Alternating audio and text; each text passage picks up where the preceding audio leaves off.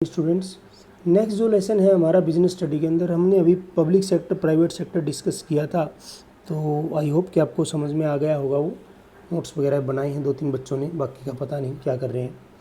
तो उसके बाद अगला जो चैप्टर है वो सर्विस सेक्टर से रिलेटेड है, सर्विस सेक्टर एंड बिजनेस। अब सर्विस सेक्टर क्या है, देखो मैन्युफैक्चरिंग हमने टर्सरी सेक्टर पढ़ा था, आपको ध्यान हो तो टर्सरी सेक्टर पढ़ा था ना। टर्सरी सेक्टर बिजनेस के अंदर कि जो सेवा क्षेत्र होता है, जैसे कि आप मोबाइल फ़ोन यूज़ करते हो उसमें नेटवर्क आता है, किसी भी Jio company, Airtel, Vodafone, whatever, service sector है।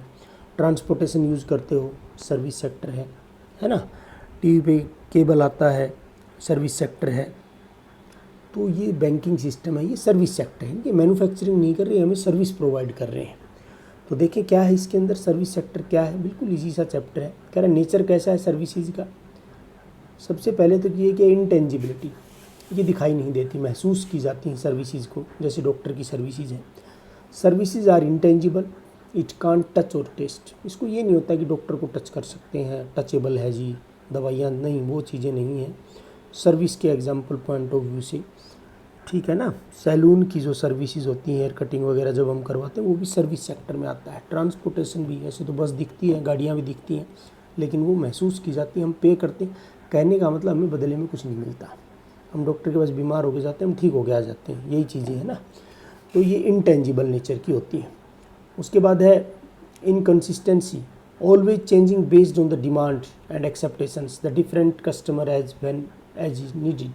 कहने का मतलब ये है कि कस्टमर के हिसाब से इसको प्रोवाइड किया जाता है। Service is given by the mobile service providers, Airtel, Jio, Vodafone, idea, काफ़ी एग्जाम्पल दे रखे हैं।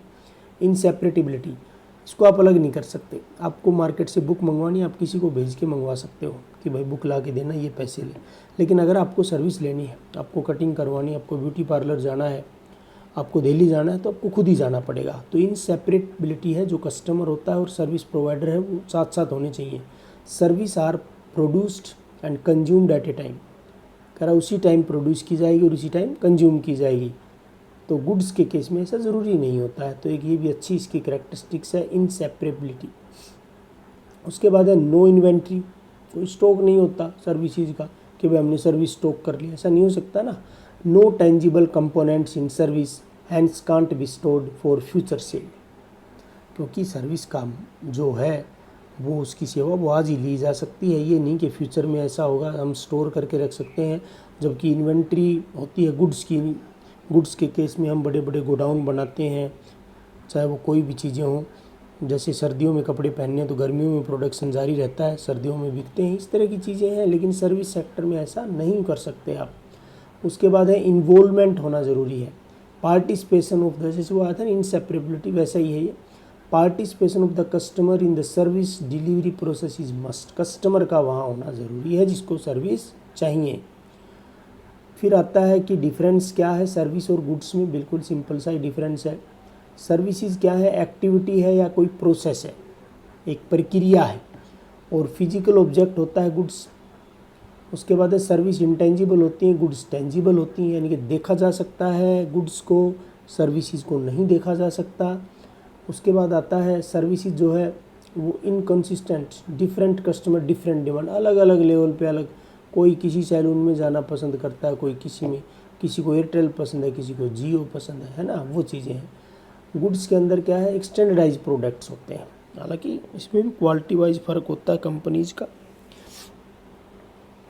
उसके बाद आगे है सर्विसेज में inseparable product and consumption at a time, उसी टाइम पर आपको कह रहा है कि जहाँ प्रोडक्शन जिस टाइम हो रहा है उसी टाइम पे इसका कंजप्शन है साथ साथ, इसमें अलग अलग है। फिर आता है सर्विस नो इन्वेंट्री, इसमें इन्वेंट्री होती है। तो ये एक्टिविटी, ये इसका डिफरेंस आ गया दोनों के अंदर, बहुत ईजी सा सिस्टम था आई थिंक।